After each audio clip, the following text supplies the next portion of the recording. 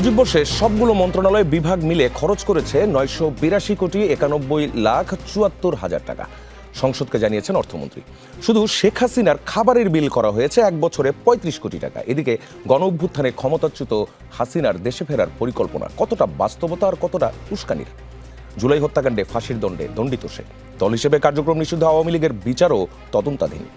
এদিকে টানা বৃষ্টি, জলাবদ্ধতা, বন্যায় ক্ষতিগ্রস্ত দেশের ১০ লাখের ওপর মানুষ। বিরোধী দলীয় চিফ হুইপের দাবি, পরিস্থিতি মোকাবেলায় ব্যর্থ হয়েছে সরকার। এনসিপির হাসনাত আব্দুল্লাহ বলছেন, তারা পুরনো রাজনীতির খেলায় নতুন খেলোয়াড় হতে আসেননি, বরং খেলার নিয়মটাই বদলে দিতে চান। এদিকে রিপোর্ট এসেছে ৬ মাসে সবচেয়ে বেশি অপতথ্যের শিকার প্রধানমন্ত্রী তারেক রহমান ও বিএনপি। কারা হচ্ছে এতে বেনিফিশিয়ারি, এসব নিয়েই আজ আমাদের আলোচনা। আমাদের সঙ্গে আছেন, আমি আমার হাতের বাদিক থেকে বলি, মোহাম্মদ দেলোয়ার হোসেন, সাবেক কেন্দ্রীয় সভাপতি বাংলাদেশ ইসলামী ছাত্র শিবির এবং কেন্দ্রীয় কর্মপরিষদ সদস্য জামায়াতে ইসলামী। আমার হাতের ডান দিকে আছেন হাসান জাফির তুহিন, সভাপতি বাংলাদেশ জাতীয়তাবাদী কৃষক দল। তার ডান দিকে আছেন ফারুক হাসান, মুখপাত্র গণ অধিকার পরিষদ। এবং আমাদের সঙ্গে কিছুক্ষণের মধ্যে জয়েন করবেন আরিফুল ইসলাম আদিব, সিনিয়র যুগ্ম আহ্বায়ক জাতীয় নাগরিক পার্টি। তিনি আমাদের সাথে অনলাইনে যুক্ত আছেন। আমরা একটি ঘোষণা, সেটি হচ্ছে রাজনীতিটা আমরা একটু ভিন্নভাবে সাজিয়েছি দর্শক। এখানে লেভেল প্লেইং ফিল্ড বজায় রাখার চেষ্টা থাকবে। অতিথিদের নির্দিষ্ট সময় বেঁধে দেওয়া হবে কথা বলার জন্য। সময় শেষ হলে মাইক্রোফোন অফ হয়ে যাবে নিজে নিজেই। একজন অতিথি চাইলে অন্য অতিথিকে প্রশ্ন করতে পারবেন। চলে যাচ্ছি আলোচনার শুরুতে হাসান জাফির তুহিন। ডিসেম্বরে দেশে ফিরে আত্মসমর্পণের পরিকল্পনা পলাতক শেখ হাসিনার। তার পাসপোর্ট বাতিল, এরই মধ্যে সে দণ্ডিত। যেখানে আছেন সেখানকার কোনো ফর্মাল ডিক্লারেশনও নেই। ফেরত চেয়ে দফায় দফায় চিঠি দিয়েছে ঢাকা, যার আসলে কোনো জবাবই দেওয়া আসেনি ভারত থেকে। তিনি নিজেই আবার দিচ্ছেন ফেরার ঘোষণা। এর আগেও একবার বলেছিলেন আশেপাশে আসছি, চট করে ঢুকে পড়ব। প্রশ্নটা হচ্ছে, তার ফেরা বা ফেরানো নিয়ে সরকারের কি পরিকল্পনা? ৩ মিনিট। হ্যাঁ, ধন্যবাদ আপনাকে। শেখ হাসিনা বা আওয়ামী লীগ বরাবরই যে কথা বলে সে কথা রাখে না। তারা ক্ষমতায় থাকার অবস্থা বলেছিল শেখ হাসিনা পালায় না, অথচ শেখ হাসিনা এত ন্যাক্কারজনকভাবে, অপমানজনকভাবে দেশটা পালিয়ে গেছেন, এটা বাংলাদেশের ইতিহাসে কেউ কোনো সময় হয়নি। বিশেষ করে আমাদের দীর্ঘ ৯ বছরের স্বৈর শাসনে এরশাদ আমাদের অবৈধভাবে ক্ষমতা এসেছিল, আমাদের ছাত্র জনতা থেকে শুরু করে সবার পর নির্যাতন করেছিল, দেশের অর্থনীতি পঙ্গু করেছিল। সব মিলেই ৯ বছরের স্বৈর শাসনে এরশাদ কিন্তু যখন তার ছাত্র গণ অভ্যুত্থানের মধ্যে দিয়ে তার পতন হলো, তিনি কিন্তু পালিয়ে যাননি। তিনি জেলে গেছেন। উনি আমাদের আইনের মাধ্যমে দীর্ঘদিন জেল খেটে জেল থেকে বের হয়েছেন। কিন্তু শেখ হাসিনা পালিয়ে গেছে, এটা সবাই জানেন। সুতরাং এখন যেটা বলছেন ডিসেম্বর চলে আসবেন, এটা বাংলাদেশের যারা কোনো রাজনীতি বোঝেন না, সাধারণ মানুষ বুঝতে পারেন এটা তার মিথ্যা কথা। এই কথা সে রাখতে পারবে না, দেশের পরিবেশ সেরম না। তো আমরা বিশেষ করে আমাদের দল চাই শেখ হাসিনা আসুক, তিনি তার বিরুদ্ধে যে সকল জুডিশিয়ারি স্টেপ নেওয়া হচ্ছে সেগুলি ফেস করুক। ইতিমধ্যেই তার অনেকগুলো কেস মামলার রায় চূড়ান্ত হয়েছে। সবগুলো মিলিয়ে আমরা প্রত্যাশা করি যদি শেখ হাসিনা দেশে আসে তাহলে বাংলাদেশের মানুষ খুশি হবে যে তাকে দ্রুত বিচারের মধ্য দিয়ে তাকে দ্রুত ফাঁসি দেওয়ার জন্য বাংলাদেশের মানুষ উন্মুখ হয়ে আছে। বিশেষ করে আমাদের যারা জুলাই যোদ্ধা, জুলাই কোটি কোটি মানুষ, সকল শ্রেণী পেশার মানুষ এখানে অংশগ্রহণ করেছে, তাদের প্রত্যাশা শেখ হাসিনাকে উনি আসুক না আসুক দ্রুত ফিরিয়ে এনে তাকে বিচারের সম্মুখীন করা। সুতরাং আপনি যেটি বললেন যে শেখ হাসিনা ডিসেম্বর আসবেন, এটা তার ওই ক্ষমতায় থাকতে যখন তার লম্পঝম্প মিথ্যা কথা ছিল, এটা তারই অংশ। দেন হোয়াট ইজ গভর্নমেন্ট ডুইং? আমরা যদি এটা বলি, যেমন গভর্নমেন্ট চিঠি দিয়েছে কয়েক দফা, কিন্তু সেই চিঠিগুলোর কিন্তু কোনো উত্তরই আসেনি। এখন গভর্নমেন্টের নতুন কোনো কিছু করার আছে? না, গভর্নমেন্ট ভারত সরকার চিঠি দিয়েছেন। ভারত সরকার তো আসলে ওই স্বাধীনতার পর থেকে আমাদের জন্য ভালো কিছু করেনি। আসলে কোনো সময় আমাদের পক্ষে ছিল খুব বেশি মনে হয় না। আমরা চেয়েছিলাম যে ভারত আমাদের সবচেয়ে নিকটবর্তী প্রতিবেশী, তারা সবসময় আমাদের সাথে ভালো সম্পর্ক রাখবে, সেটা তাদের স্বার্থে আমাদের স্বার্থে। কিন্তু কোনো সময় বাংলাদেশের স্বার্থে কোনো সময় ভারত তেমন কিছু করেছে এর প্রমাণ নেই আসলে। সুতরাং ভারতের কাছে আমরা ভালো কিছু প্রত্যাশা করি না। একটা বিষয় শুধু আমাদের সাথে নয়, ভারতের পাশে যে দেশগুলো রয়েছে তাদের কোনো একটি দেশের সাথে তাদের সুসম্পর্ক নেই। অথচ পৃথিবীর অন্য অন্য জায়গায় দেখবেন উন্নত বিশ্বে যারা নেইবার কান্ট্রি থাকে তাদের সাথে সম্পর্ক ভালো থাকে। ভারতের পার্শ্ববর্তী সবগুলো প্রতিবেশীর সাথে তাদের খারাপ সম্পর্ক, আমাদের সাথে খারাপ সম্পর্ক। এটা বিশেষভাবে বাংলাদেশের সাথে বা বিএনপি সরকারের সাথে বিষয়টি না, বরাবরই শুধুমাত্র এই 17 বছর একটি সম্পর্ক ছিল যেটা অবৈধ সম্পর্ক। শেখ হাসিনা শুধুমাত্র তার ক্ষমতা টিকিয়ে রাখার জন্য তার সাথে ভালো সম্পর্ক করেছে। জি ধন্যবাদ। আপনার সময় শেষ হয়েছে। মোহাম্মদ দেলোয়ার হোসেনের কাছে আসতে চাচ্ছি। শেখ হাসিনার ফেরার পরিকল্পনা অথবা এই যে ঘোষণাগুলো জানান দেওয়া, এটা আসলে কতটা বাস্তব আর কতটা উস্কানির? 3 মিনিট। আমি মনে করি এটা একটা তার রাজনৈতিক স্ট্যান্ডবাজি একটা বক্তব্য।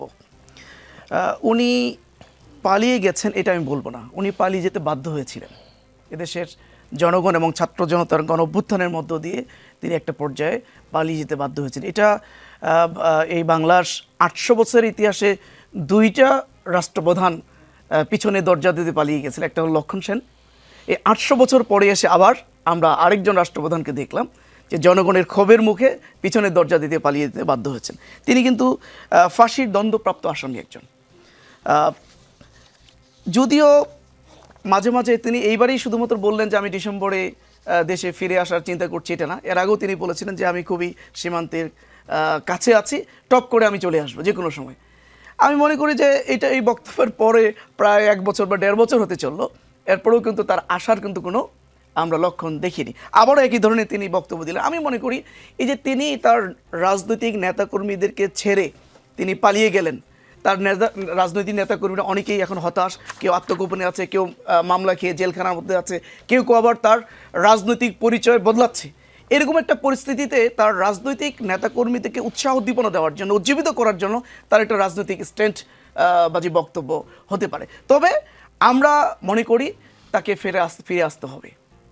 এই ফিরে আসাটা যে ভারতীয় বিভিন্ন রাজনৈতিক নেতৃবৃন্দ যেভাবে বলেন যে তাকে ওই বিমানবন্দর থেকে ফুলের মালা দিয়ে বাংলাদেশের মানুষ তাকে বরণ করবে, এইটা নয়। তাকে ফাঁসির মালা পরিয়ে আমরা বাংলাদেশে বরণ করতে চাই। বাংলাদেশের মানুষ, এদেশের ছাত্র জনতা, শহীদ জুলাই অভ্যুত্থানের শাহাদত বরণকারী শহীদ ফ্যামিলি, আহত যুদ্ধ মানে যারা আহত পঙ্গুত্ব বরণকারী যারা জুলাই যোদ্ধা আছেন, প্রত্যেকেই অপেক্ষায় আছেন শেখ হাসিনা কবে ফিরবে এবং তাকে কিভাবে আইনি প্রক্রিয়ার মধ্য দিয়ে অসংখ্য হত্যা মামলার যে রায়, এগুলো বাস্তবায়ন কিভাবে করা যায়। এজন্য আমি মনে করি যে শেখ হাসিনা ফিরে আসার কোনো সম্ভাবনা নেই। কিন্তু এটার জন্য তো রিকগনাইজ করতে হবে, মানে তিনি যেখানে আছেন তারা তো রিকগনাইজই করছে না। হ্যাঁ, সেক্ষেত্রে এটা একটা দুর্ভাগ্য। একটা পার্শ্ববর্তী দেশ হিসেবে তো আবার গভর্নমেন্টের কাজ করার আছে, আপনাদেরও কাজ করার জায়গা আছে। যে গভর্নমেন্ট আইনি প্রক্রিয়া তারা আগাচ্ছেন, কূটনৈতিক প্রক্রিয়া আগাচ্ছেন। এই ক্ষেত্রে আমরা বিরোধী দল হিসেবে আমরাও সেই কাজে আমরা সহযোগিতা করব। কূটনৈতিকভাবে তাকে ফিরে নিয়ে আসার জন্য যতগুলো প্রক্রিয়া আছে সব প্রক্রিয়াগুলো অবলম্বন করতে হবে এবং একটা পর্যায়ে তাকে বাংলাদেশে আনতে বাধ্য করতে হবে। কেন শেখ মুজিবুর রহমান সাহেবের ফাঁসির দণ্ডপ্রাপ্ত যারা আসামিরা, যারা দীর্ঘদিন পালিয়েছিল, তাদেরকে নিয়ে আসা হয়নি, তাদেরকে নিয়ে এসে কিন্তু তাদেরকে ফাঁসি কার্যকর করা হয়েছে। সুতরাং শেখ হাসিনাকেও সেই প্রক্রিয়া আনতে হবে। জি, ধন্যবাদ আপনাকে। যদিও আপনার এখনো 15 সেকেন্ড ছিল, আমি পরের যে প্রশ্ন সেই প্রশ্নে আপনি আরো 15 সেকেন্ড অতিরিক্ত পাবেন। আমি ফারুক হাসানের কাছে আসতে চাই। আপনারাও শেখ হাসিনাকে ফিরিয়ে এনে ফাঁসির কার্যকরের দাবি জানিয়ে এসেছেন শুরু থেকেই। তিনি নিজেই এখন আবার ফেরার ঘোষণা দিয়ে বেড়াচ্ছেন। সরকারও ফেরাতে চায়। কয়েক দফায় কূটনৈতিক চ্যানেলে চিঠিও দেওয়া হয়েছে, ওই একই কথা। ভারত একটি চিঠিরও জবাব দেয়নি। এক্ষেত্রে ভারতের সাথে নতুন করে কোনো যোগাযোগের ক্ষেত্র তৈরি হচ্ছে কিনা? ধন্যবাদ আপনাকে।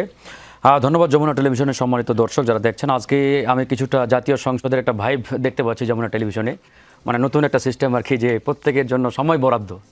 তো যাই হোক, নতুন সিস্টেম আমরা সবসময় চাই। আমরা যমুনা টেলিভিশনকে ধন্যবাদ জানাই। এই যে শেখ হাসিনা ফিরে আসার যে ঘোষণা বা বার্তা, এটা নিয়ে আসলে বাংলাদেশের গণমাধ্যমগুলো একটা হুলস্থুল কাণ্ডে ইতিমধ্যে নিজেদেরকে নিয়োজিত করেছেন। মানে এই খবর আসলে কোন গণমাধ্যম কিভাবে রং এবং ঢং লাগিয়ে প্রচার করবে তার একটা বিশাল প্রতিযোগিতার ক্ষেত্র তৈরি হয়েছে। এখন দেখেন, শেখ হাসিনার এই ফিরে আসার যে ঘোষণা, বাংলাদেশে প্রত্যাবর্তন করা বা কামব্যাক করা, এটাকে দুটো ডাইমেনশনে আমরা ব্যাখ্যা করতে পারি। প্রথমত দেখেন, আমরা কিন্তু এখানে একটা পোস্ট আওয়ামী পিরিয়ডে বসবাস করি। মানে আওয়ামী লীগের জামানা বাংলাদেশ থেকে কিন্তু বিতাড়িত হয়েছে। আর এটাও আপনাকে বলে রাখি, আমি এটা দেলোয়ার ভাইয়ের সাথে একমত, শেখ হাসিনা বাংলাদেশ থেকে পালিয়ে যান নাই, তিনি বাংলাদেশ থেকে জনগণ কর্তৃক বিতাড়িত হয়েছেন। পালিয়ে যাওয়া একটা বিষয় আর বিতাড়িত হওয়া একটা বিষয়। যারা জনগণ কর্তৃক বিতাড়িত, পৃথিবীর ইতিহাসে এরকম কোনো ফ্যাসিস্ট রাষ্ট্রপ্রধান তার দেশে কামব্যাক করেছে বা ফিরে আসছে, এরকম হিস্ট্রি আজ পর্যন্ত আমি দেখিনি কোথাও। তবে যারা পালিয়ে গেছে এরকম অনেকেই আসছে, শ্রীলঙ্কা, আপনার ওই কি বলে নেপাল, এরকম এক্সাম্পলকে আমরা দিতে পারি যারা পালিয়ে গেছিলেন। বাট শেখ হাসিনা পালিয়ে যান নাই, তিনি জনগণ কর্তৃক বিতাড়িত হয়েছেন, বাধ্য হয়ে পালিয়ে গেছেন। সুতরাং দুটোর মধ্যে অনেক ফেরাক বা অনেক পার্থক্য রয়েছে। এই যে দুটো ডাইমেনশন আমরা ব্যাখ্যা করতে পারি এভাবে, শেখ হাসিনা এখন আসলে দেখতে পাচ্ছে যে বাংলাদেশে যারা আওয়ামী লীগের কর্মী বা সমর্থক রয়েছে, এরা অনেক ভালো রয়েছে।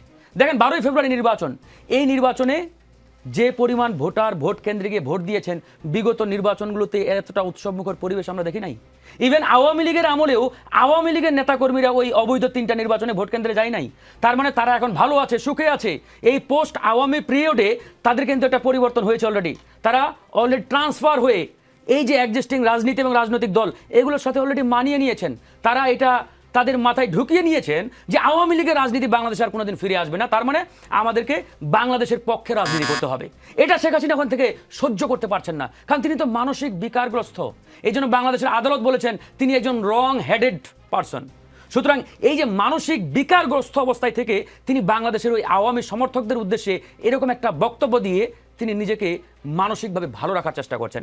নাম্বার 2, দেখেন ইন্ডিয়ার সাথে আমাদের রিলেশন কিন্তু খুব একটা বিগত সময়ে ভালো ছিল না, বিশেষ করে ইন্টারিম সরকারের আমল থেকে এখন পর্যন্ত। এবং নির্বাচিত সরকার আসার পরে নির্বাচিত সরকারের যে ডাইনামিক কূটনীতিক যে রাজনীতি, এই রাজনীতিতে জনাব তারেক রহমান যে একের পর এক চমক দেখানো শুরু করেছেন। কারণ আমরা বিগত 54 বছর দেখে আসছি যে বাংলাদেশে যে বা যারাই রাষ্ট্রীয় ক্ষমতায় আসুক সবার আগে ইন্ডিয়া সফর দিতে হবে। কিন্তু বর্তমান সরকার প্রধান জনাব তারেক রহমান সেই দীর্ঘদিনের একটা প্রচলিত রীতি ভেঙে দিয়ে তিনি কিন্তু সবার আগে মালয়েশিয়া হয়ে চীন সফর করেছেন। এই যে চীন সফর, এই সফরটাকে ভারত ভালোভাবে নিতে পারছেন না বা নিতে পারেন নাই। আরেকটি বিষয় দেখেন, ভারতের সবচাইতে বড় একটি বাজার কিন্তু বাংলাদেশ রেমিটেন্স আহরণের, এবং 3 নম্বর পজিশনে আমরা রয়েছি। সুতরাং এই যে একটা বড় মার্কেট, এই মার্কেট তার হারাচ্ছি। জি, আমরা আরিফুল ইসলাম আদিবের কাছে যাচ্ছি। শেখ হাসিনা বাংলাদেশে ফেরা মাত্রই তাকে গ্রেফতার করে কারাগারে পাঠানো হবে বলে জানিয়েছেন আন্তর্জাতিক অপরাধ ট্রাইব্যুনালের চিফ প্রসিকিউটর আমিনুল ইসলাম। এক্ষেত্রে প্রত্যর্পণ চুক্তির আওতায় দেশে ফেরানো হলে তিনি আত্মসমর্পণের সুযোগ পাবেন না। তিনি যদি ভারত সরকারের নিয়ন্ত্রণে থাকেন তাহলে তো নিজে নিজে তার আসার সুযোগই নেই। হয় প্রত্যর্পণ চুক্তি অর্থাৎ এক্সট্রাডিশন ট্রিটি আওতায় তাকে বাংলাদেশ সরকারের কাছে হ্যান্ডওভার করা হবে, অথবা তাকে পুশব্যাক করবে।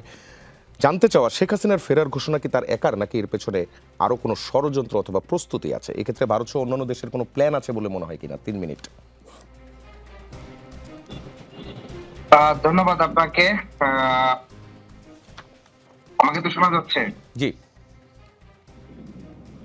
আচ্ছা, প্রথমত বিষয় হচ্ছে যে শেখ হাসিনার কে অ্যাড্রেস করে যে বক্তব্যটা ইন্টারন্যাশনাল মিডিয়া এবং রয়টার্স প্রকাশিত করেছে, সেই প্রকাশিত নিউজের ক্ষেত্রে আমার বেশ কিছু নোট আছে।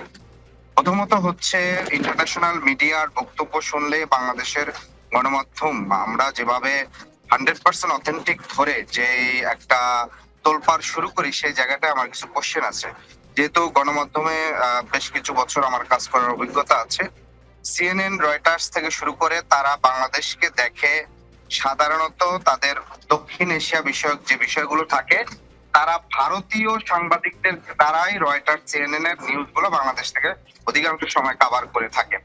বাংলাদেশেও রয়টার্সের সরাসরি প্রতিনিধি আছে, তাদের মাধ্যমে এই বিষয়গুলো সাধারণত নিউজটা না করে যেটি হয়েছে ভারতীয় এক সাংবাদিক তিনি হচ্ছে সাক্ষাৎকারের বিষয়টি বলছেন।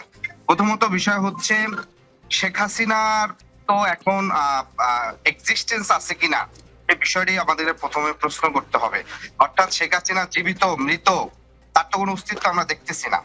ফলশ্রুতিতে ভারত সরকার শেখ হাসিনাকে একটা নেগোশিয়েট টুলস হিসাবে ব্যবহার করছে এবং বাংলাদেশ রাষ্ট্র থেকে তার স্বার্থ আদায়ের একটা উপলক্ষ হিসাবে শেখ হাসিনার বক্তব্য বলেন, শেখ হাসিনার বক্তব্য হিসাবে যেটা ইন্টারন্যাশনাল মিডিয়া যাচ্ছে কিংবা যাচ্ছে, আমরা জানি যে ধরেন যে কোনো বড় বড় রাজনীতিবিদদের বা কিংবা যারা অনেক গুরুত্বপূর্ণ দায়িত্ব পালন করছে তারা সাধারণত একটা প্রেস মেনটেন করেন, তার একজন পিএ থাকে কিংবা হচ্ছে প্রেস সেক্রেটারি থাকে যার মাধ্যমে বক্তব্য আসে, যে হচ্ছে অ্যাড্রেস করা থাকে। শেখ হাসিনা তো নিজে আসলে মিডিয়া মেনটেন করেন না, ফলে ভারতে তিনি তাকে নজরবন্দি রেখে ভারত যখন তার স্বার্থ আদায় দরকার বাংলাদেশ থেকে, তখন হাসিনার একটা বক্তব্য গণমাধ্যমে ছেড়ে দিয়ে বাংলাদেশ থেকে বাংলাদেশকে অস্থিতিশীল করতে চায় এবং বাংলাদেশের স্বার্থ বিরোধী কাজ করে। ফলে শুরুতে এই শেখ হাসিনার বক্তব্য, এটা আসলে শেখ হাসিনার বক্তব্য না, এটা আসলে ভারতের বক্তব্য। ভারত বাংলাদেশে যখন দেখছে নির্বাচিত সরকার ভারতের এজেন্ডা বাস্তবায়নকারী, সন্ত্রাসবাদী, গণহত্যাকারী এবং ভারতের স্বার্থ বাংলাদেশের সার্বভৌমত্ব বিরোধী আওয়ামী লীগ যখন এখান থেকে বিচ্যুত হয়েছিল এবং তাকে ছাড়ে বাংলাদেশে যখন গণতান্ত্রিক যাত্রা খুব সুন্দরভাবে চলছিল, তখন সেই সন্ত্রাসবাদী সংগঠনের মাধ্যমে বাংলাদেশ থেকে স্বার্থ আদায় করার জন্য ভারত এই পলিসি নিয়েছে। ফলশ্রুতিতে আমাদের সরকারকে খুব স্ট্রংলি ইন্ডিয়াকে অফিসিয়ালি মেসেজ দিতে হবে যে ভারতের সন্ত্রাসী খুনি গণহত্যারীকে আশ্রয় দিয়ে বাংলাদেশের সাথে সম্পর্ক। জি, হাসান জাফির তুহিনের কাছে আসছি মুজিব বর্ষে খরচ নিয়ে। মুজিব বর্ষ উদযাপনে বিগত সরকার অর্থাৎ আওয়ামী লীগ সরকার খরচ করেছে 982,91,74,000 টাকা। আচ্ছা, কি করে জেলা উপজেলায় নির্মাণ করেছে শেখ মুজিবুর রহমানের ছবি ও বেদি, সরকারি অফিসে করা হয়েছে মুজিব কর্নার, ব্রোঞ্জ, তামার, মার্বেল পাথরের মূর্তিও নির্মাণ করা হয়েছে, রাষ্ট্রীয়ভাবে সময় গণনার ডিজিটাল বোর্ড করে এই টাকা খরচ করা হয়েছে। আরেকটা বিষয়, সে বছর আবার শেখ হাসিনা শুধু খাবার খরচ 35 কোটি টাকা, তার মানে দিনে প্রায় 95,08,904 টাকার মতো। এর বিরুদ্ধে সরকার কি ব্যবস্থা নিচ্ছে, যদি অর্থমন্ত্রী সংসদে ব্যবস্থার কথা আলাদা করে বলেননি? 2 মিনিট। না, ব্যবস্থার বিষয়টা তো আইনি বিষয়, এটা সরকার দেখবে যে তাদের টাকাগুলো কেমন করে খরচ হয়েছে। যাই হোক, এটা তো শেখ হাসিনা যে এই 17 বছর যে বাড়াবাড়ি ছিল, তার অন্যতম বাড়াবাড়ি শেখ হাসিনা তার বাবা শেখ মুজিবকে নিয়ে 17 বছর পূজা করেছে। সেই পূজা করতে গেলে বিভিন্ন জায়গায় তিনি মূর্তি বানিয়েছেন, বিভিন্নভাবে সরকারি টাকা অপচয় করেছে, রাষ্ট্রের টাকা, জনগণের টাকা অপচয় করেছে। সেটি বাংলাদেশের মানুষ ভালোভাবে দেখেনি। সেই জন্য বিভিন্ন তার এই বড় বড় পাপের মধ্যে এই তার মুজিব বর্ষে এই যে প্রায় 1,000 কোটি টাকা, 982 কোটি টাকার উপরে খরচ করা হয়েছে, একটি বিষয়। আরেকটি বিষয় যে আপনি বললেন যে খাওয়ার খরচ 35 কোটি টাকা, সকল ক্ষেত্রে তো অনিয়ম হয়েছে, দুর্নীতি হয়েছে, বাড়াবাড়ি হয়েছে। আপনি এই যে আমাদের ঈশ্বরদীতে আমাদের বালিশ কাণ্ডে মানে 6,000 টাকা বালিশ নিচ থেকে উপরতে তোলা, এই ধরনের অসংখ্য দুর্নীতির উদাহরণ আছে। এই 25 কোটির দুর্নীতি এটা বড় বিষয় না, ওই তারা যে করেছে তার সেই তুলনায়। একটা জিনিস দেখেন, আপনারা ইতিমধ্যে খেয়াল করেছেন, প্রধানমন্ত্রীর কার্যালয়ে যে দুপুরে যে খাওয়ার এটা ছিল, বাজেট ছিল 950 কোটি টাকা ছিল প্রতিদিন দুপুরে লাঞ্চের বিল। ইতিমধ্যে আমাদের মাননীয় প্রধানমন্ত্রী এটা 150 টাকার মধ্যে করে ফেলেছেন। তার 950 টাকার বিল তখনও চলেছে। এখন 150 টাকা তো মানুষ না খেয়ে নেই, 150 টাকা তো মানুষ মানসম্পন্ন রুচিসম্মত খাওয়ার খাচ্ছে। তা আমরা যদি সবাই সচেতন হই, বাংলাদেশকে ভালোবাসি, বাংলাদেশ আমার রাষ্ট্রকে, তাহলে আমরা সকল ক্ষেত্রে আমরা এই বিষয়গুলোতে আমরা অ্যাড্রেস করতে পারবো। দেশের এমনি অর্থনৈতিক অবস্থা ভালো না, দেশে অর্থনীতি পঙ্গু করেছে, এমনকি আমরা যতটুকু শুনেছি ইন্টারিম গভর্নমেন্টও আমাদের অনেক টাকা অপচয় করে গেছে। তো সুতরাং এই 23 লক্ষ কোটি টাকার লোন, এটা কিস্তি পরিশোধ করতে হচ্ছে, উপসাগর যুদ্ধ চলছে। তো সকল ক্ষেত্রে আমাদের মাননীয় প্রধানমন্ত্রীর নেতৃত্বে বাংলাদেশের একটি টাকাও যেন এই ট্যাক্সের টাকা, আমাদের বিভিন্ন শ্রেণী পেশার মানুষের যে ট্যাক্সের টাকা, তার টাকা যেন অপব্যয় না হয়, অপচয় না হয়, সেজন্য জি, সজাগ রয়েছেন। আমরা আরিফুল ইসলাম আদিবের কাছে আবার ফিরতে চাই। সেটি হচ্ছে এই যে মুজিব বর্ষের খরচ এবং এক বছরের অথবা একদিনের যে খাওয়ার খরচের কথা বলা হয়েছে, আমরা যদি সেটার থেকে এখনকার বাংলাদেশের কথা যদি বলি, এই বাংলাদেশে আপনি কি কি পরিবর্তন দেখছেন? রাষ্ট্রযন্ত্র এবং যারা রাষ্ট্র পরিচালনা করছেন তারা আপনার আমার টাকা ঠিকঠাক ব্যবহার করতে পারছেন কিনা, অথবা হচ্ছে যে এর উপর আপনাদের সে আস্থাটা তৈরি হয়েছে কিনা, সেই বিষয়টা একটু নিশ্চিত করবেন। 2 মিনিট। ধন্যবাদ আপনাকে। প্রথমত বিষয় সেটি দেখেন, আমরা যদি দেখলাম মুজিব বর্ষের সেই পালনের জন্য 975 কোটি টাকা খরচ হয়েছে রাষ্ট্রীয় কোষাগার থেকে। একই সাথে তার বছরে খরচ 35 টাকা খাদ্য, অর্থাৎ প্রতিদিন পরে আপনার হচ্ছে 10 লাখ টাকা করে খরচ হয়েছে। ফলে এইটা আসলে তো কোনোদিনই বাস্তবসম্মত না। তার মানে এই টাকাটার বড় একটা অংশ দুর্নীতি হয়েছে, এবং যেখানে আমাদের সামনে সন্ত্রাসবাদী আওয়ামী লীগ শেখ মুজিবুর রহমানকে স্বাধীনতার মানে বাংলাদেশের স্থপতি বলে যে পরিমাণ তাকে একটা লুটপাটের উপলক্ষ মনে করছে, তার উদযাপনকে একটা লুটপাটের আইকন এবং সেই ফ্যাসিবাদের আইকনে তারা তার মাধ্যমে সেই লুটপাটের করেছে। বর্তমানে আমরা এখন পর্যন্ত যদি সরকারের যে 4 মাস যতটুকু হয়েছে, সেখানে আমরা দেখেছি যে বর্তমান প্রধানমন্ত্রী তিনি কিছু ইনিশিয়েটিভ নেওয়ার চেষ্টা করতেছেন, যেমন রাষ্ট্রীয় প্রোগ্রাম গুলাতে তার ছবি ব্যবহার না করা, কিংবা বাহিরে সরকারি কর্মকর্তাদের ট্রেনিং এ বাবদ যে খরচ, সেখানে বাহিরে ট্রেনিং নেওয়ার ক্ষেত্রে যেন একেবারে খুবই কম সংখ্যক নেওয়া হয়, এবং তার রাষ্ট্রীয় সফরে তার সাথে সফরসঙ্গী যারা থাকবেন সেই জায়গাটার থেকেও কিছুটা সংখ্যক কম করার চেষ্টা করছেন। তো সেই জায়গাটা থেকে এটা এখন পর্যন্ত প্রাথমিকভাবে আসলে মনে হচ্ছে যেন তিনি ভালো কিছু করার চেষ্টা করছেন, কিন্তু আসলে তো একটা সরকার যখন রানিং চলে তখন আসলে তার ভিতরের দুর্নীতি কিংবা হচ্ছে তার অনিয়মগুলো আসলে বের বের হয়ে আসার সুযোগ নেই। যেমন আপনি গত ৩-৪ বা গত বেশ কয়েকদিন ধরে চট্টগ্রামে পুরো পার্বত্য অঞ্চলে যে বন্যায় যে পরিমাণ ক্ষতিগ্রস্ত, ইভেন পুরা ঢাকার শহর আজকে, আমিও নিজেও আজকে 20 সেকেন্ড দিবেন। মানে পুরো জলাবদ্ধতার কারণে এখন পর্যন্ত অফিসে পৌঁছাতে পারেনি, যেখানে আধা ঘন্টা 30 মিনিটের সময় অলমোস্ট 2 ঘন্টা হয়ে গেছে। ফলে আজকে আপনি গণমাধ্যম গুলো পুরোপুরি দেখলে আপনি কিন্তু পুরো সঠিক চিত্রটা দেখবেন না। সাধারণত বন্যায় আমাদের দেশে লোক মারা যায় এটা কিন্তু খুবই কম, যেখানে অলরেডি 44 জন আমাদের মারা গিয়েছে। তো ফলশ্রুতিতে এই সরকারের সময় কি হচ্ছে না হচ্ছে সেটা হয়তো সরকার যখন চেঞ্জ হবে তখন হয়তো আমরা জানতে পারবো। যেমন ইন্টারিমের সময়টা আমরা জানতাম না, এই ইন্টারিম চলে গেছে, তারপর আমরা ধরেন দেখছি যে স্বাস্থ্য জি, মন্ত্রণালয় আদিব, সময় শেষ হয়েছে। ধন্যবাদ আপনাকে। দেলোয়ার হোসেনের কাছে আসতে চাই। যদি এটা বলি, এই যে ধরেন খরচ অথবা যেটাই বলেন না কেন, এর সঙ্গে আমাদের একটা কানেকশনস আছে।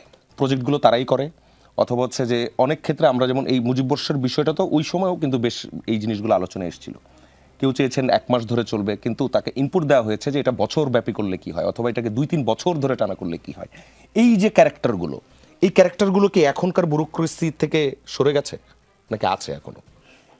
আমি প্রথমে যেটা 2 মিনিট। বলতে চাই সেটি হলো যে বিগত 16 বছরে, ফ্যাসিস্ট আমলে 16 বছরে দেশের সম্পদ হলিউড হয়েছে, একেবারে লুটতরাজ হয়েছে। এখানে ব্যাংক থেকে শুরু করে কলকারখানা সব সেক্টরে, অর্থাৎ ডেভেলপমেন্ট করতে বিভিন্ন প্রজেক্ট বাস্তবায়নের টাকাগুলো লুটপাট করে তারা দেশের বাইরে নিয়ে গিয়ে তারা ব্যাংকে জমা রেখেছে। তো একটা সরকার কতটা ফ্যাসিস্ট হলে এরকম কাজ করতে পারে, অর্থাৎ দেশটাকে তারা নিজেদের পৈতৃক সম্পত্তি মনে করেছিল। তার বাবাকে তারা মনে করতে হলো এদেশের এই সম্পত্তির মূল মালিক তিনি। আসলে আমরা যদি প্রকৃত ইতিহাস ঘাটতে চাই, আমরা ইতিহাস থেকে যতটুকু জেনেছি, শেখ মুজিবুর সাহেব নিজেই স্বাধীনতা চাননি, এই বাংলাদেশের স্বাধীনতা তিনি চান নাই, যার কারণে তিনি স্বাধীনতার ঘোষক দেননি। স্বাধীনতা ঘোষণা দিয়েছেন জিয়াউর রহমান সাহেব। তিনি 25শে মার্চ ওই রাত্রিতে তিনি গ্রেপ্তার হয়ে গেছেন। তিনি ইচ্ছাকৃত হয়ে গ্রেপ্তার হয়ে পাকিস্তানে চলে গেছেন, এবং পাকিস্তানে থাকাকালীন সময় তিনি জানতেনই না এই দেশটা স্বাধীন হয়েছে। ওখান থেকে উনি একদম শেষের দিকে গিয়ে উনি বুঝতে পারলেন দেশটা স্বাধীন হয়েছে। তার মানে দেখুন যে যিনি এদেশের স্বাধীনতা ঘোষণা দেননি, যিনি স্বাধীনতা চাননি, যিনি শুধুমাত্র প্রধানমন্ত্রীত্ব চেয়েছিলেন, তাকে এই দেশের সামনে, মানুষের সামনে যেভাবে উপস্থাপন করা হয়েছিল বিগত 16 বছর, যে এই দেশটার মূল স্থপতি হলো তিনি, যার কারণে দেখা গেছে যে আমরা বিগত 16 বছর দেখেছি তাকে কেন্দ্র করে এই দেশটা, যেখানে নিম্ন আয়ের একটা বাংলাদেশ, যেখানে আমাদের দেশের অনেক মানুষ চিকিৎসা সেবা থেকে বঞ্চিত, যেখানে খাদ্য বস্ত্র থেকে তারা বঞ্চিত, সেই জায়গায় হাজার হাজার কোটি টাকা একটা মুজিববর্ষ পালন উপলক্ষে যেভাবে তারা ব্যয় করেছিল, এটা এদেশের মানুষ কোনোভাবে মেনে নিতে পারেনি। 16 বছর এইভাবেই তার লুটতরাজ করেছে, বিদায় কিন্তু একটা পর্যায়ে মানুষ তাকে বিতাড়িত করেছে, তাকে মেনে নিতে পারেনি। তার এই কর্মকাণ্ডগুলো কোনোভাবে দেশের মানুষ সহ্য করতে পারেন, যে থাকলে দেশের ক্ষতি হবে, সুতরাং তাকে বিতাড়িত করতে হবে। এই জন্য আমরা বলতে চাই, আজকে যদি আমরা লক্ষ্য করি যে বর্তমান সরকার যিনি আছেন, আমরা লক্ষ্য করেছি যে 3 মাস হলো এই সরকার, আরো 15 সেকেন্ড। এই 3 মাসের মধ্যে এখন পর্যন্ত প্রধানমন্ত্রী চেষ্টা করছেন অনেক কিছু নিয়ন্ত্রণ করার, স্বচ্ছতা, জবাবদিহিতার জায়গাগুলো, কিন্তু দুর্ভাগ্য এর ফাঁকেও আমরা যদি বলি তাহলে আমরা দেখব এখানে বৈষম্য তিনি কিন্তু হচ্ছে, যে সরকারি দল এমপিদের জন্য যেভাবে বরাদ্দ হচ্ছে, বিরোধী দল এমপিদের জন্য ঠিক একইভাবে বরাদ্দ। সবচেয়ে বড় কথা, বাজেটে এবার বড় বড় যে 9টি প্রকল্পের জন্য যে বাজেট বরাদ্দ দেওয়া আছে, আমরা জানি না এই বরাদ্দটুকু কতটুকু কাজে আসবে, এখানে লুটতরাজ হবে কিনা, এখানে চাঁদাবাজি হবে কিনা, এখানে টেন্ডারবাজি হবে কিনা, এর মধ্য দিয়ে এই বড় বড় প্রকল্পের টাকাগুলো লুটতরাজ হবে কিনা, এখনো কিন্তু আমরা বুঝতে পারছি না। কাজ শুরু হলে আমরা আপনার পয়েন্টটা পেয়েছি। ফারুক হাসানের কাছে ফিরছি, যদি এই বক্তব্য থেকেই যাই, সেটা হচ্ছে এখন পর্যন্ত ভালো, সবকিছু ঠিকঠাক আছে, কিন্তু পুরো সময়ের যে জার্নির যে আস্থাটা, সেই আস্থাটা বিরোধী দল রাখতে পারছে না, এবং বেশ কিছু পয়েন্টও বলা হয়েছে। আরিফুল ইসলাম আদিব বন্যা পরিস্থিতির কথাও বলেছেন, মোকাবেলার কথা, এবং এটা যদি আমি বলি, আজকে নাহিদ ইসলাম বিরোধী দলের চিফ হুইপ, তিনি স্পট থেকে বলেছেন যে সরকার আসলে পরিস্থিতি মোকাবেলায় ব্যর্থ হয়েছে। এরই মধ্যে আপনাদের জবাব কি হবে? 2 মিনিট। ধন্যবাদ আপনাকে।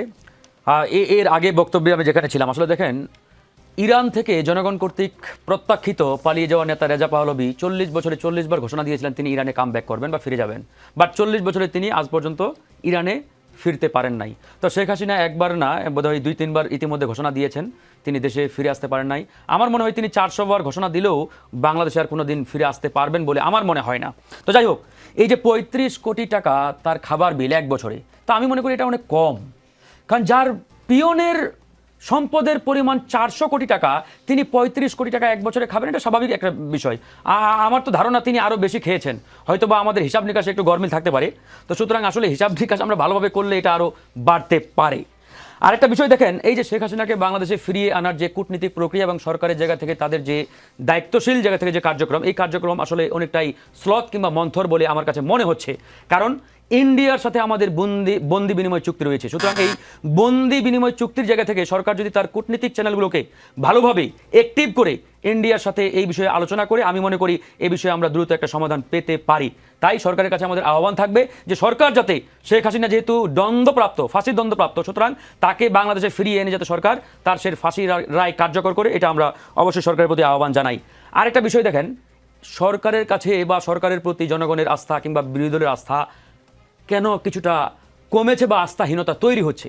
এই জায়গাতে আমরা এর আগেও একাধিকবার আলোচনা করেছি এবং আমরা বলেছি যে বাংলাদেশে আসলে গণঅভ্যুত্থান পরবর্তী সময়ে আমরা যে সংস্কারের চিন্তা করেছিলাম, প্রত্যাশা করেছিলাম, সেই সংস্কার এই নির্বাচিত সরকার এসে কতটুকু বাস্তবায়ন করছে তা কিন্তু একটা বড় প্রশ্নের বিষয়। আজকে আমলাতন্ত্রের কথা বলা হচ্ছে, হ্যাঁ, সরকারের দায়িত্বশীল ব্যক্তি যারা রয়েছেন তারা কিন্তু প্রত্যেকেই ওই পুরাতন যে সিস্টেম, ওই সিস্টেমের মধ্যেই ঘুরপাক খাচ্ছেন। আপনি যতক্ষণ না পর্যন্ত নতুন সিস্টেম ইনস্টল করবেন, আপনি কিন্তু জনগণকে নতুন বাংলাদেশ উপহার দিতে পারবেন না। আজকে যত জায়গায় দুর্নীতি হচ্ছে, ঘুষ হচ্ছে, লুটপাট হচ্ছে, প্রত্যেকটা জায়গায় শুধুমাত্র 10 সেকেন্ড কিন্তু নয়, তার সাথে আমলারাও জড়িত। কারণ এই আমলাতন্ত্র বিগত 55 বছরে এমনভাবে এদেশে তার একটা সেটআপমেন্ট তৈরি করেছে, এই আমলাতন্ত্রকে যদি আমরা আসলে সংস্কার করতে না পারি, রিফর্ম করতে না পারি, আপনি এখান থেকে কিয়ামত পর্যন্ত বেরোতে পারবেন না। এই যে বন্যার কথা বলা হচ্ছে, প্রত্যেক বছর বন্যা হয়, বাট বন্যার ক্ষয়ক্ষতির পরিমাণ আমরা কমাতে পারি না, বিকজ অফ এই আমলারা প্রত্যেক বছর বন্যা পরবর্তী সময়ে যতগুলো কার্যক্রম নেওয়া হয় প্রত্যেকটার সাথে জড়িত। সেটা আপনি বলেন ওই পাহাড় কাটা থেকে শুরু করে আমাদের বন্যা রক্ষাবাদ কিংবা আমাদের হাওর উন্নয়নের নামে এই যে ধন্যবাদ আপনাকে, আপনার উত্তরটা পেয়েছি। দর্শক, রাজনীতিতে বিরতি বলে কিছু নেই, আমরা ফিরছি কিছুক্ষণের মধ্যেই, সঙ্গেই থাকবেন। দর্শক, আবারও স্বাগত। চলছে রাজনীতির আলোচনা। এ পর্যায়ে যেতে চাই আরিফুল ইসলাম আদিবের কাছে। এনসিপির দক্ষিণাঞ্চলের মুখ্য সংগঠক সংসদ সদস্য হাসনাত আব্দুল্লাহ, তিনি বলেছেন, আমরা পুরনো খেলায় নতুন খেলোয়াড় হতে আসিনি, আমরা বরং খেলা পরিবর্তন করতে এসেছি। আমরা এই রাজনীতিতে রাজনীতিবিদদের জন্য প্রাচীর বানাতে এসেছি। দল গঠনের পর, নির্বাচনের পর এতটুকু সময় কতটা খেলা বদলাতে পেরেছে এনসিপি? 2 মিনিট। ধন্যবাদ আবার আপনাকে। প্রথমত বিষয় হচ্ছে যে এই প্রশ্নটি গত 6 মাস 1 বছর এনসিপি গঠনের পর থেকে করে আসা হচ্ছে যে এনসিপি রাজনৈতিক দল আকারে যে তার সাংগঠনিক এবং রাজনৈতিক কর্মসূচিগুলো করছে সেখানে আসলে কতটুকু পরিবর্তন হচ্ছে। একেবারে প্রথম যে পরিবর্তন সেটি হচ্ছে যে আমরা দেখি বাংলাদেশে গণতান্ত্রিক চর্চা, গণতান্ত্রিক রাজনৈতিক ব্যবস্থার কথা বলা হলেও বৃহত্তর যে বড় দুটি দল দীর্ঘদিন সময় বাংলাদেশে যে রাজনৈতিকভাবে তারা হচ্ছে রাজনীতি শাসন করে গিয়েছেন, সেখানে কখনোই পরিবারের বাহিরে আসলে কোনো রাজনৈতিক ফেস আকারে বা রাজনীতির নেতৃত্ব বাহিরে কখনোই গড়ে ওঠেনি। ফলে গত 1 বছরে এনসিপি সেটার বাহিরে কাল্ট নির্ভর যে চরিত্র, যে নেতৃত্ব, সে তার বাহিরে একটা সমন্বিত একটা লিডারশিপ জাতির সামনে প্রেজেন্ট করেছে। অর্থাৎ এনসিপির কোনো একক ব্যক্তির কিংবা আপনি হচ্ছে একক ব্যক্তি নির্ভরে একটি দল, সেই জায়গাটিতে আপনি এখন পর্যন্ত সেই ধরনের বলতে পারবেন না। এবং দ্বিতীয়ত হচ্ছে যে এনসিপির মূল নেতৃত্বের যারা বাহিরে যখন রাজনৈতিক কর্মসূচি কিংবা নানা ধরনের বক্তব্য দেন, তাকে দলের ভিতরে এবং বাহিরেও তাকে সমানভাবে জবাবদিহিতার মধ্যে দিয়ে তাকে সাধারণত যেতে হয়। ফলশ্রুতিতে এটা আপনারা এর আগেও দেখেছেন যে সাধারণত সর্বোচ্চ নেতৃত্ব অনেকেই কিন্তু নানা ধরনের তাদেরকে কিন্তু শোকজ দেওয়া হয়েছে যাতে তার এই জবাবদিহিতার জায়গাটা নিশ্চিত হয়। এইটি একটি গুরুত্বপূর্ণ বিষয়। আরেকটি বিষয় হচ্ছে যে রাজনৈতিক সংস্কৃতি পরিবর্তনের যে জায়গাটি, সেই জায়গাটিতে এনসিপি চেষ্টা করছে। কিন্তু এনসিপির তো শুধুমাত্র একক এখন রাজনৈতিক দল না, বিদ্যমান আরও 3 থেকে 4টি বান যেগুলো বড় দল আকারে যারা মানে সরকার কিংবা সরকারের বাইরে গুরুত্বপূর্ণ ভূমিকা পালন করছে। ফলে রাজনৈতিক সংস্কৃতি পরিবর্তনের ক্ষেত্রে যেটি হয়েছে যে এটি সব দলেরই একটা সম্মিলিতভাবে প্রচেষ্টা চালাতে হবে যে এই সংস্কৃতিটা পরিবর্তন করে আমরা একটা নতুন রাজনীতির দিকে বাংলাদেশ এগিয়ে যাবে। কিন্তু আমরা দেখি যে ধরেন আমাদের এখানে নির্বাচন এবং একই সাথে ক্ষমতার ধাপটের যে ব্যবহার, সেই জায়গাটা কিন্তু এখনও পরিবর্তন হয়নি। তবে মানুষ কিন্তু এই পরিবর্তনটা চাচ্ছে। যেমন একটা পরিবর্তন গুরুত্বপূর্ণ, সেটি হচ্ছে যে ধরেন সাধারণত কোনো এমপি, মন্ত্রী কিংবা আমরা রাজনীতিবিদ বলতে যেই 10 সেকেন্ড। থাকে যে এমপি মানে হচ্ছে এলাকায় ব্যাপক টাকা পয়সা খরচ করে, কিন্তু এনসিপির যারা নির্বাচন করছে অধিকাংশই এখানে গণমানুষের একটা বড় অনুদান ছিল, গণমানুষ এখানে তাদেরকে অংশগ্রহণ করছে। শুধু এনসিপি না, তরুণ নেতৃত্ব যারা এবার নির্বাচন করছে স্বতন্ত্র কিংবা বাহিরে, তাদেরকে গণমানুষ চাঁদা দিয়ে, গণমানুষ অনুদান দিয়ে তাদেরকে নির্বাচনে সহায়তা করছে।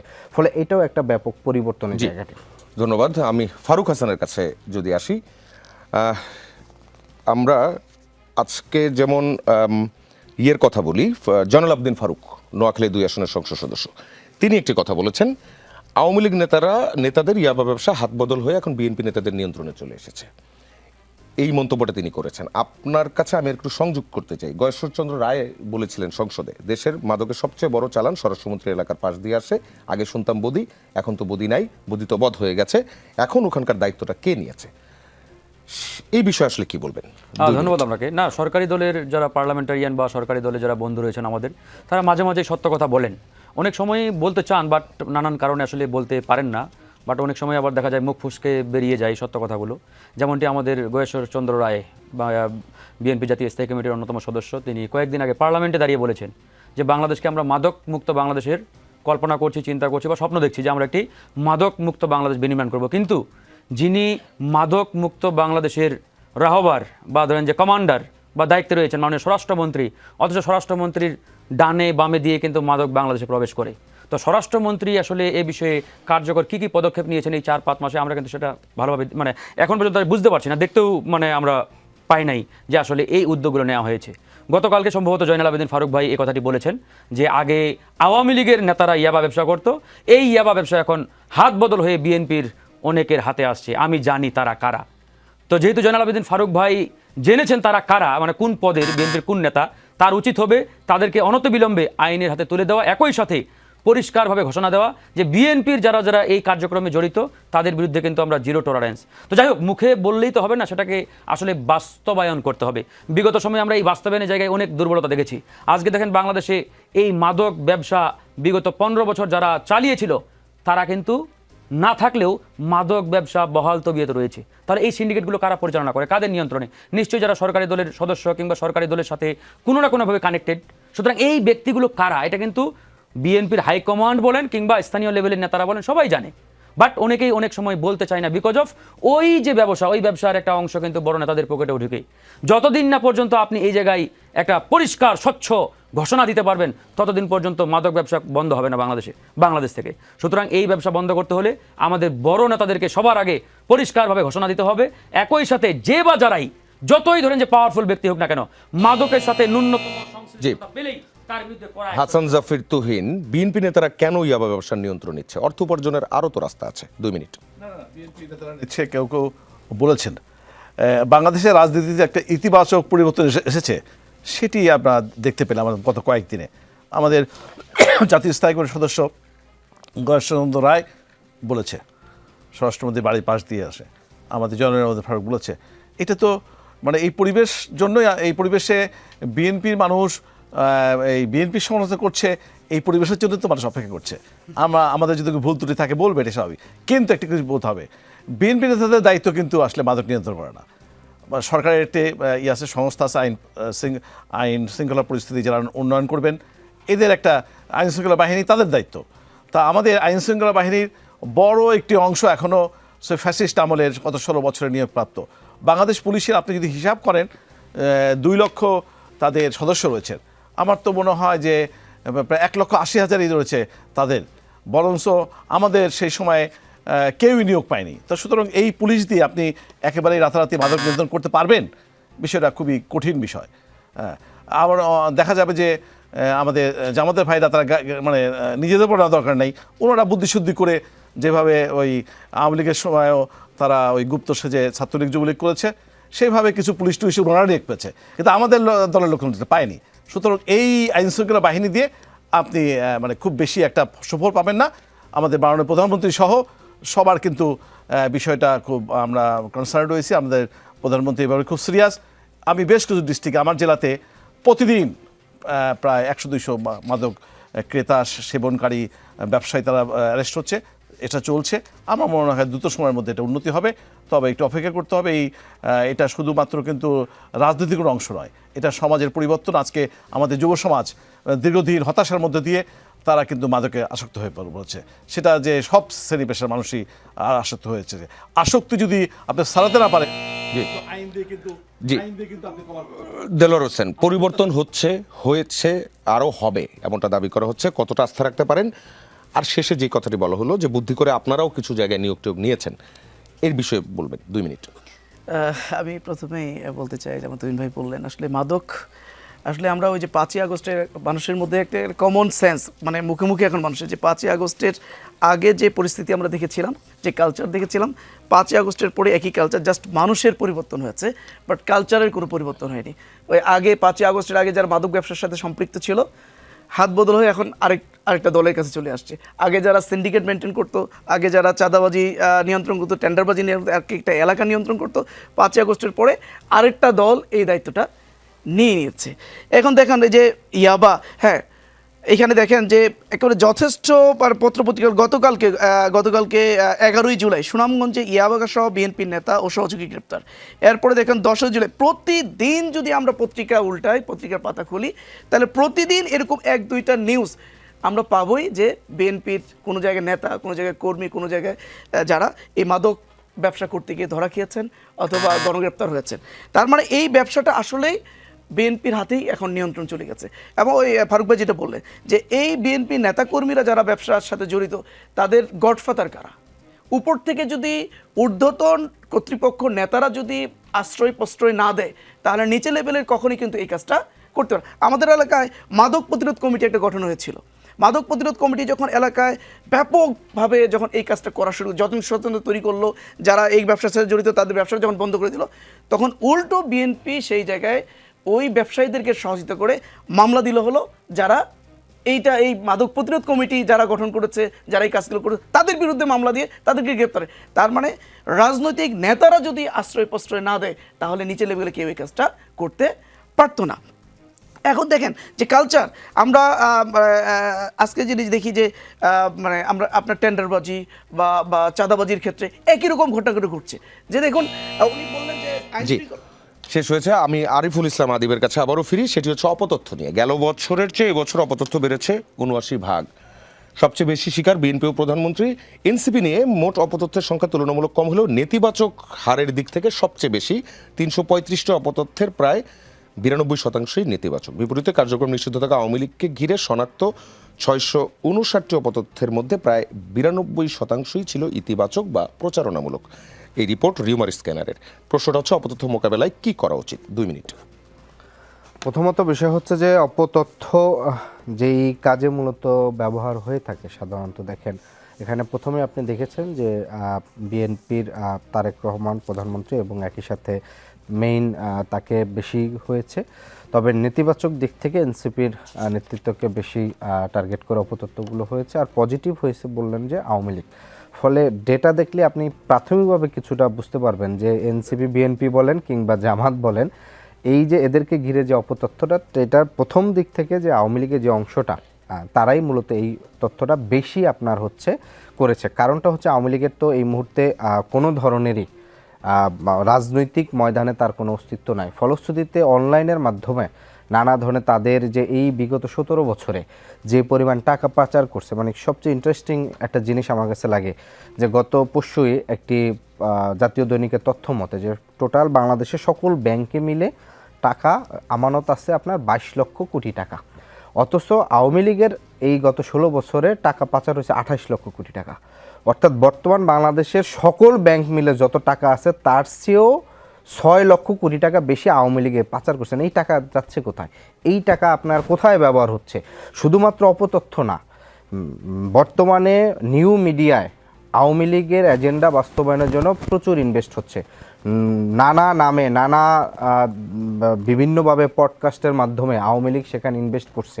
সেই ইনভেস্টের মাধ্যমে একটা সোশ্যাল মিডিয়া, একটা সামাজিকভাবে হচ্ছে আওয়ামী লীগের প্রতি এক ধরনের বয়ান তৈরি করা হচ্ছে। আওয়ামী লীগের প্রতি এক ধরনের নর্মালাইজেশন করা হচ্ছে। আওয়ামী লীগ বিএনপি এই একটা ন্যারেটিভ ইস্টাবলিশড করে যে বিএনপিও বাংলাদেশে রাজনীতি করতেছে, তাহলে আওয়ামী লীগের দোষটা কোথায়? এইভাবে হচ্ছে নানা ধরনের ন্যারেটিভ উৎপাদন করে, শুধু অপতথ্য না, নানাভাবে এই জায়গাগুলো করছে। ফলে এখানে একটা দীর্ঘমেয়াদী যেটি হচ্ছে যে আপনার বিশেষ করে জি, শেষ করছে হাসান জাফির তুহিনের কাছে আসি। নিজেদের ভিতরে একটা রাজনৈতিকভাবে এক ধরনের একটা বোঝাপড়া আসছে। জি জি, গেল 6 মাসে তারেক রহমানকে নিয়ে দলীয় প্রধান হিসেবে 223টি এবং প্রধানমন্ত্রী হিসেবে 128টি অপতথ্য শনাক্ত করা গেছে।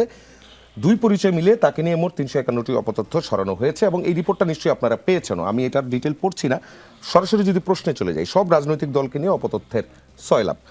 নারীদের হ্যারাসমেন্ট আছে, ধর্মীয় উগ্রবাদ আছে এবং সাম্প্রদায়িক উস্কানিও ছড়াচ্ছে। এসব মোকাবেলায় সরকার কি করছে এবং বিশেষ করে যেটা বললো আদি একটু আগে যেটা বললো যে পরামর্শটা দিল, এটা নিয়ে আপনারা আসলে কাজ করবেন কিনা? 2 মিনিট। তা বিষয় হচ্ছে বিএনপি ক্ষমতা আছে, সবচেয়ে বেশি অপতথ্য বিএনপির বিরুদ্ধে সরানো হবে। তারপর আমাদের এই এনসিপির ভাইরা তারাও গত আন্দোলন সংগ্রামে বিশেষ ভূমিকা পালন করেছে, অস্বীকার করার কিছু নেই। এই জন্য টার্গেট তারা হচ্ছে, আমরা হচ্ছি আর কি। বিষয়টা দেখেন আসলে এই যে আমাদের তাদের যে একটা বড় মানে স্ট্রেংথ রয়েছে, ফাইন্যান্সিয়াল স্ট্রেংথ বলেন, কিংবা বাংলাদেশে একটা বড় অংশ, এখনও অত একটা অংশ কিন্তু আওয়ামী লীগের সাপোর্ট করে, উপায় নেই। এবং তারা সব কট্টরপন্থী। তারা আওয়ামী লীগ এবং বিশেষ করে শেখ মুজিব, শেখ হাসিনাকে তাদের দেবতা তুল্য মনে করে। তো সেক্ষেত্রে এবং ভারতে বসে একটা সেফ জায়গায় বসে তারা কাজগুলো করছে। শুধু শেখ হাসিনা শুধু যায়নি, কিন্তু সাথে একটা বিরাট অংশ তারা সেখানে অবস্থান করছে। আর মূলত এই যে আপনারা একটু আগে একটা কথা এসেছিল যে শেখ হাসিনা আমরা কূটনৈতিক তৎপরতা করছি কিনা শেখ হাসিনা ফিরে আনার জন্য। শেখ হাসিনাকে তো ওরা ওদের নাগরিক মনে করে আসলে। হ্যাঁ, ইন্ডিয়া মনে করে যে আমরা তাদেরকে ওখানে ডেপুটেশনে পাঠিয়েছিলাম। হ্যাঁ, তা সুতরাং হচ্ছে ওদের তাকে ফিরিয়ে এনে সেটা কিন্তু সহজ বিষয় নয়। তা আমি যে অপতথ্যের কথা বললেন, অবশ্যই সরকার চেষ্টা করবে, কিন্তু এখনই যদি আমরা এই তথ্যের বিষয়ে যদি বাধা সৃষ্টি করি, তাহলে বলো তথ্য প্রবাহের ক্ষেত্রে বিএনপি বাধা সৃষ্টি করছে। সেখানে আমাদের প্রধানমন্ত্রীকে নিয়ে, তার মেয়েকে নিয়ে বিভিন্নভাবে শেখ হাসিনা কিংবা তাদের বাহিনী কিংবা অন্য কেউ ভিতরেও থাকতে পারে, তারা অপপ্রচার করেছে। আমরা এটা টলারেন্স লেভেলে নিয়েছি। আমার মনে হয় যে একটা পর্যায়ে জনগণ থেকে দাবি উঠবে যে এই বিরুদ্ধে আইন করা হোক। এটা দেখবেন মানে সাধারণ জনগণ অতিষ্ঠ বলবে, তখন আমরা অবশ্যই এই অপতথ্যগুলোর মোকাবেলা করার জন্য আইনগতভাবে এই পথে হাঁটবো। কারণ যদি আইনগতভাবে না করি, তাহলে তো আবার বাংলাদেশের গণতন্ত্র ক্ষতিগ্রস্ত হবে, তথ্য প্রবাহ ক্ষতিগ্রস্ত হবে, বাংলাদেশের কথা বলার অধিকার আবার হরণ করা হবে। এই জন্য আমরা মনে করি যে বিএনপি ঠিক লাইনে আছে। বিএনপি মনে করে যে জনগণ থেকে দাবি উঠবে এইসব বিষয়ে, তখন তারা আইনের মাধ্যমে মোকাবেলা করে বাংলাদেশকে। আপনার পয়েন্টটা পেয়েছি। ফারুক হাসানের কাছে আসতে চাই। আপনি অপতথ্য নিয়েও বলতে পারেন। আপনাকে আমি আরেকটা প্রশ্ন যোগ করে দিই। সংসদীয় বিরোধী দলীয় নেতা জামায়াত ইসলামের আমির শফিকুর রহমান বলেছেন, সীমান্তে সুড়সুড়ি দিচ্ছে প্রতিবেশী ভারত, সরকার মুখে কুলু পেটে বসে আছে। সীমান্তে পুশিন চেষ্টা, হত্যাকাণ্ড, এসব ইস্যুতে সরকার আসলে কতটা শক্ত অবস্থান জানান দিতে পেরেছে? 2 মিনিট। ধন্যবাদ আপনাকে। আসলে দেখেন, মানে এটা সরকারের একার পক্ষের বিষয় না, এটা সবার একটা বিষয়। মানে আমাদের সীমান্ত সুরক্ষিত রাখার দায়িত্ব যেমন আমাদের বিজিবির সাথে আমাদের জনগণও আছে, যেটা দেখছি আমরা। এই জন্য বললাম এটা আমাদের সকলের দায়িত্ব এবং আমরা চেষ্টা করছি। আপনি ইতিমধ্যে দেখতে পাচ্ছেন পুশিন ঠেকাতে কিন্তু জনগণ বিজিবির পাশে কাঁধে কাঁধ রেখে কিন্তু একসাথে কাজ করছে। আমি তুহিন ভাই দুটা বিষয়ের সাথে একবারে শতভাগ একমত। তুহিন ভাই যেটা বলেছেন যে আসলে এই সরকার একটা নতুন ইতিবাচক পরিবর্তন নিয়ে আসছে, যে সরকারে থাকলেও সরকারি লোক সরকারের বিরুদ্ধে কিন্তু সমালোচনা করতে পারছে। ইটস অবভিয়াসলি পজিটিভ একটা পরিবর্তন এই গণঅভ্যুত্থানে পরে আসছে, যেটা আমরা পার্লামেন্টেও দেখি এবং পার্লামেন্টের বাইরেও দেখি। অবশ্যই এটাকে আমরা সাধুবাদ জানাই। নাম্বার 2, উনি পুলিশের একটা ভয়ঙ্কর তথ্য দিয়েছেন, এটার সাথে আমরাও একমত। শুধু পুলিশ না, বাংলাদেশের প্রত্যেকটা অর্গানকে, প্রত্যেকটা প্রতিষ্ঠানকে বিগত ফ্যাসিবাদী সরকার তাদের মতো করে সাজিয়েছে এবং প্রত্যেকটা প্রতিষ্ঠানকে তাদের দলীয় বাহিনীতে রূপান্তর করেছিল। এটা আমরা কেউ অস্বীকার করবো না বা করার সুযোগও নেই। কিন্তু কথা হচ্ছে এই যে গণঅভ্যুত্থান পরবর্তী সময়ে এই প্রতিষ্ঠানগুলোকে রিফর্ম করার জন্য, সংস্কার করার জন্য আমরা যে উদ্যোগগুলো নিয়েছিলাম বা ইন্টারিম সরকার যে উদ্যোগগুলো নিয়েছিল, দুঃখজনক হলেও সত্য, সেই উদ্যোগগুলো বর্তমানে এই নির্বাচিত সরকার কিন্তু বাস্তবায়নের চেষ্টা করছে না। বিশেষ করে এই যে পুলিশের কথা বলা হলো, আমার ভাই নিজে বললেন যে 1,80,000-এর মতো পুলিশ কিন্তু ফ্যাসিবাদের আমলে নিয়োগপ্রাপ্ত। তার মানে এই পুলিশ বাহিনীকে সংস্কার করতে হবে। পুলিশ বাহিনীকে সংস্কারের জন্য পুলিশ সংস্কার কমিশন করা হয়েছিল, কিন্তু বিএনপি সরকার ক্ষমতায় এসে পার্লামেন্টে এক কলমের খোঁচা দিয়ে সেই সংস্কার কমিশন বাতিল করে দিলেন। তা দুঃখজনক না? আপনি এই বাহিনীগুলোকে, এই প্রতিষ্ঠানগুলোকে যতক্ষণ না পর্যন্ত সংস্কার করতে পারবেন, ততক্ষণ পর্যন্ত আপনি এদের রোশনল থেকে তো মুক্তি পাবেন না। সুতরাং এই সংস্কার কাজে বিএনপিকে আগ্রহী হওয়ার আহ্বান জানাই। এটা অবশ্যই বিএনপি আশা করি ভবিষ্যতে করবে। বিএনপি ধরেন এখন বাংলাদেশের সবচাইতে বেশি জনসমর্থন এনজয় করছে, যেটা বিগত 46 বছরে তারা কখনোই পায় না এত জনসমর্থন, সবচাইতে বেশি। বাট বিএনপির 3টা জায়গায় ব্যাপক দুর্বলতা রয়েছে, মানে সরকারের। এই 3টা জায়গায় আমরা বিএনপি সরকারকে বলবো আপনারা অতি দ্রুত শক্তিশালীভাবে কাজ করুন। এই 3টা ছিদ্র দিয়েই আওয়ামী ন্যারেটিভ আবার প্রডিউস করার চেষ্টা করা হচ্ছে। নাম্বার 1 মিডিয়া, বাংলাদেশে এই মুহূর্তে বাংলাদেশপন্থী মিডিয়ার সংখ্যা খুবই কম। নাম্বার 2 কালচারাল উইং, বিএনপি সরকারের কালচারাল উইংগুলো অত্যন্ত দুর্বল, যেগুলো রয়েছে এগুলো কিন্তু সঠিকভাবে 10 সেকেন্ড বলবেন না। নাম্বার 3 বুদ্ধিজীবী, বিএনপির এখন যে বুদ্ধিজীবীগুলো বিএনপির ন্যারেটিভ প্রডিউস করছে এগুলো ম্যাক্সিমাম ভাড়াটিয়া। এই ভাড়াটিয়া বুদ্ধিজীবী দিয়ে মানে সাময়িক লাভবান হলেও বিএনপি কিন্তু চূড়ান্তভাবে লাভবান হবে না। এই 3টা জায়গায় বিএনপিকে হাত দিতে হবে শক্তভাবে, কারণ এই 3টা ছিদ্র দিয়েই পতিত ফ্যাসিবাদ আবার ফিরে আসার চেষ্টা করছে এবং তারা কিন্তু ভালোভাবেই ন্যারেটিভ। ধন্যবাদ আপনাকে। দেলোয়ার হোসেনের কাছে ফিরতে চাই। অপতথ্যের তৃতীয় বড় টার্গেট জামায়াতে ইসলামের আমির শফিকুর রহমান, দল হিসেবে আবার দ্বিতীয় অবস্থানে জামায়াতে ইসলামে। আপনাদের ঘিরে 702টি অপতথ্য শনাক্ত হয়েছে এবং এর প্রায় 88% ছিল নেতিবাচক। এখন যদি এখান থেকে আসি, সেটি হচ্ছে আসলে এই যে অপতথ্য ছড়ানো এইটা সেটা এগুলো ঘুরে ফিরে আসলে পলিটিশিয়ানরাই করছেন, রাজনৈতিক নেতাকর্মীরাই করেন, অথবা তাদের সমর্থক অথবা যারা থাকেন তারাই আসলে এই জিনিসগুলো করেন। এই জায়গাগুলোতে দলের ভিতর থেকে নৈতিকতার চর্চা এবং ভিন্নমতকে শ্রদ্ধা করার যে চর্চাটা, এই প্রশিক্ষণগুলো হয় কিনা রাজনীতিবিদদের মধ্যে? 2 মিনিট। হ্যাঁ, অবশ্যই আপনি সঠিক বলেছেন। অপতৎপরতা, আসলে আমাদের আমিরে জামাত অনেক বেশি অপতৎপরতার শিকার হয়েছেন। তো এই অপতৎপরতা রোধের ক্ষেত্রে সরকারের ভূমিকাই মুখ্য, কারণ সরকারের হাতে সকল লজিস্টিক সাপোর্টগুলো আছে। সরকার যদি এই লজিস্টিক সাপোর্টগুলো যদি সঠিকভাবে প্রয়োগ করেন, আইডিগুলোকে, যে আইডিগুলো থেকে অপতৎপরতা চালানো হচ্ছে ওই আইডিগুলোকে যদি আইডেন্টিফাই করে, যদি খুঁজে বের করে, এটা কিন্তু সহজেই বের করা সম্ভব। কিন্তু সরকারের সদিচ্ছা আছে কিনা এই অপতৎপরতা রোধের ক্ষেত্রে, এটা আমার কাছে বড় প্রশ্ন। 2 নম্বর হলো যে এখানে দেখুন আইন শৃঙ্খলা বাহিনী যাদেরকে নিয়ে তারা কাজ করছেন, তারা আজকে ভাইও বললেন যে ফ্যাসিস্ট আমলের বড় একটা সংখ্যা তাদের মধ্যে। আমরা এটা বিএনপি জেনে বুঝেই কেন জানি ওই ফ্যাসিস্ট আমলের অনেক অফিসারদেরকে এখনও তারা প্রদান করে রেখেছে। ভালো ভালো জায়গায় তাদেরকে প্রদান করা হচ্ছে, এসপি হিসেবে প্রদান করা হচ্ছে, ডিসি হিসেবে প্রদান করা হচ্ছে, সচিবালয় বিভিন্ন জায়গায় তাদেরকে প্রদান করা হচ্ছে। দেখুন গত কিছুদিন আগে আমরা দেখলাম যে ফেনীতে যে নিয়োগপ্রাপ্ত পুলিশ সুপার মোহাম্মদ মাহবুব আলম খান, উনি যুবদল হত্যা মামলার সাথে জড়িত ছিল। এটা জানার পরও বিএনপি তাকে ওই চট্টগ্রাম থেকে নিয়ে এসে ফেনীর এসপি হিসেবে নিয়োগ দিল। এইভাবে কিন্তু শুধু একটা ঘটনা, অসংখ্য ঘটনা আছে যে ফ্যাসিস্ট আমলের বহু অফিসারকে তারা নিয়োগ দিয়েছে, হয়তো টাকা খেয়ে অথবা নিজেদের আত্মীয় স্বজনের পরিচয় নানাভাবে। এইগুলো যতক্ষণ পর্যন্ত বন্ধ হবে না ততক্ষণ পর্যন্ত ফ্যাসিস্ট আমলের যে অফিসারগুলো সেই সময় তারা দাবিদারি করেছে, তাদেরকে যদি মুক্ত করা না যায় তাহলে এই অপতৎপরতা বন্ধ হবে না। পাশাপাশি আমি একটা কথা বলতেছি, সেটি হলো যে সীমান্তে যে বিষয়টা আসছে আজকে, আমাদের আমির জামাতও বলেছেন, আসলে বিগত 16 বছর সেখানে পাখির মতো করে আমাদেরকে গুলি করে হত্যা করা হয়েছে, কোনো বিচার পাওয়া যায়নি। তৎকালীন যারা সরকার ক্ষমতায় ছিলেন তারাও কিন্তু কোনো মুখে কথা।